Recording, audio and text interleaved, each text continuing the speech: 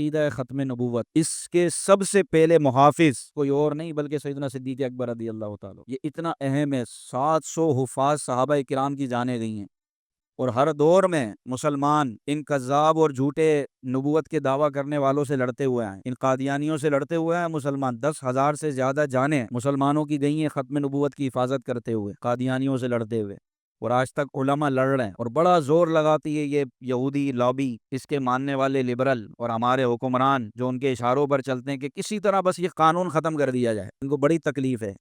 علامہ شاہ احمد نورانی صاحب، اللہ ان کی تربت پر رحمت کروڑوں رحمت نازل فرمائے، ان کی اور دیگر علماء کی کوششوں سے الحمدللہ اللہ پاک نے ایسا بند باندھا ہے کہ آج تک علماء اس کی حفاظت کر رہے ہیں۔ 295C ختم نبوت کا قانون، تو حضور علیہ السلام اللہ کے آخری نبی ہیں۔ یہ ملکی قانون ہو نہ ہو، بس قرآن پاک میں فرما دیا گیا، بات ختم ہو گئی۔ یہ تو قانون ہے، چلے، اگر نہ بھی ہو تو بھی ہم نے قرآن کی ماننی ہے۔ حضور علیہ الصلوۃ والسلام کے بعد کوئی نبی نہیں، حضور علیہ السلام اللہ کے آخری نبی، لیکن ان کو بہت تکلیف ہے قادیانیوں کو کہ ہمیں غیر مسلم کیوں قرار دیا گیا۔ اپنی حرکتیں صحیح کرو، اپنے عقیدے درست کرو، مسلمانوں جیسے اپنے عقیدے کرو، نبی پاک صلی اللہ علیہ وسلم کو آخری نبی مانو تو تم بھی مسلمان ہو جاؤ گے۔ اپنے بچوں کو یہ بتائیں اور ان کو عقیدے بتائیں کہ قادیانی کون ہوتے ہیں، اور جناب نبی پاک صلی اللہ علیہ وسلم کی ختم نبوت کا عقیدہ یہ کتنا اہم ہے اور کتنی اہمیت کا حامل ہے۔